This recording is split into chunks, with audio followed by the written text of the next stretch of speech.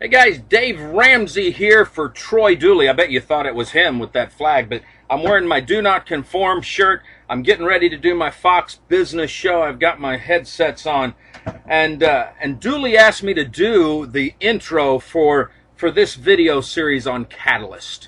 And let me tell you something. You know, it's a great thing, because if he did it, I think they would probably not let him in at Catalyst, because there's some people that I'm going to offend right now. But there's a mastermind behind the Catalyst Conference, somebody that doesn't get the credit that they deserve. Matter of fact, they're made fun of a lot of the times. And it's gotten to a point where the cops fear him so much. I mean, you're going to see this in an upcoming clip. It's amazing to me, though, because the cops fear him, but yet he has a BFF. Somebody that's smarter than a fifth grader. Somebody that is there for him when he needs him the most. And it's amazing to me, because why this person doesn't get the credit that they deserve. You know, it must be because he's older than all these other young studs and studettes that run the Catalyst Conference. But we were able to get a glimpse of what John Maxwell and Reggie Joyner think of this person, the one and only, the Lanny Donoho. Check out this short clips, and then stay tuned, because Troy Dooley will be back to say some serious stuff about Lanny Donoho. We'll see you on Fox Business, the Dave Ramsey I promise Show. you, if you went to the dictionary and looked up donkey, his name would be there. I love John Maxwell. Reggie said if you looked up the word ass, your name would be there. But that's another time. Hey guys, Troy Dooley here, shooting another Catalyst video. Dave, thank you, sir. I know you and your entourage has got to get back to New York. You've got to do that Fox Business thing. Thank you very much for that. I'll see you at Catalyst next week or the week after.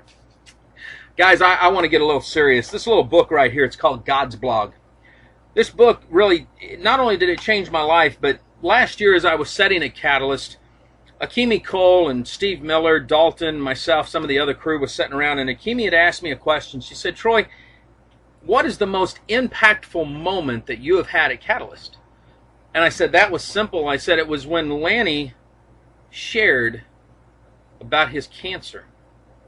I said, you know, when you see somebody that is constantly in fifth gear, I mean, Lanny Donoho is constantly on the move. You saw some of the clips that are in here. He loves to share in such a creative way.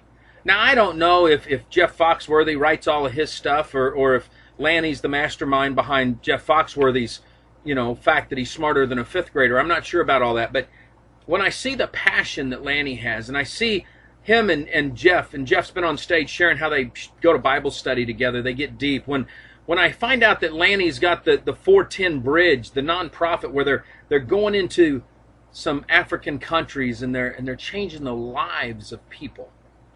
When I hear stories from teenagers up and along the Gulf Coast and different places sharing about the impact that Big Stuff camps have had on their life. And then I look back at the funny moments, but yet the serious moments of Catalyst. And I realize the time and energy that Lanny over his life have put in. I start thinking, how could this be? How could a man who is this in tune with God, who has a spiritual depth that ranks up there, he hides this, so this is going to be a secret. Lanny, I'm sorry I'm letting this out. But his spirituality ranks up there with the Louis Giglios, the Reggie Joyners, the Andy Stanleys, and someday he hopes to be as spiritually attuned as John Maxwell and Gabe Lyons, but he's still working on that one.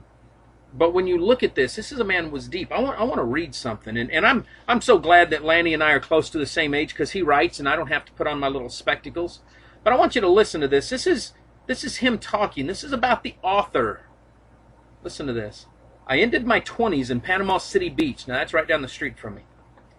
Working at a church where I thought I knew God. I hung out with a bunch of teenagers for a bunch of years and revealed to them all the secrets of the universe. Then I quit that church after 9 years, traveled around the country until I met Peg Anderson, who told me I should marry her, so I did. That's what I mean when I say he's trying to be as spiritually attuned as John Maxwell and Gabe Lyons, because in the Bible it says women be submissive to men. They're supposed to say yes, sir, not him say yes, ma'am, and marry her. So we're still working on him on that one. But here's the fun part. We built ourselves a little beach house and had some kids, 3 great boys. Then I moved to Atlanta, Georgia, so I could help my good friend Anley Stanley start a little church. He's bad with measurements too, and you know that at Catalyst, because the guy that we showed the other day, the big guy that got into the pool, well, it was off a little bit, and we kind of had to move the pool over, and that was also his big wise idea. But listen to this. It says God seemed to be all over that. Then we started doing big camps for teens in Florida, and God seemed to be all over that, and life was good. But anytime you're living an epic adventure, you're either going up the mountains or you're going into the valley. And here, this right here, I think that he probably felt for a moment that he'd turned on to Elm Street and he started living that nightmare. Listen to this. Then I got cancer. God seemed to disappear. Over the next few years, in the midst of me facing my greatest fears, I got a fresh, wonderful, exhilarating glimpse of God. He was different than I'd ever thought before. See, that right there is what blew my mind with Lanny. Because Lanny got raw, he got authentic, he got transparent that day on stage. He cried, he shared the struggles.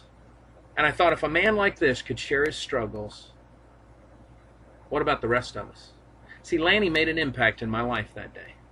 And I've done nothing but struggle to make sure that I stay in tune with God. See, this God thing, this relationship with Jesus Christ stuff is not the easiest thing in the world, even though some people want you to know that. If a person like Lanny, who's grown up around such great, seriously, folks, such great friends, is Andy Stanley, Reggie Joyner, Louis Giglio, and many others that they hang out with, Jeff Foxworthy even, and could still question God. Is he here? Why me? We can all go through that. That's what Catalyst is about. Catalyst is about building those relationships, hanging out with people, and knowing without a shadow of a doubt that you're with a bunch of 1%ers that are there, that's got your back, that you just call up, you hang out at the community, and things will change. Folks, live life like it's an epic adventure. We will see you at the Catalyst Conference first week of October. Lanny, I love you, brother. Thank you for all you do. Bye, guys. Find me harming another soul. Reggie's whole agenda in this is his own popularity, his own gain at the expense of others. Mine is simply to give of myself. As you can see, I've done that. So that's all I have to say. Shake well.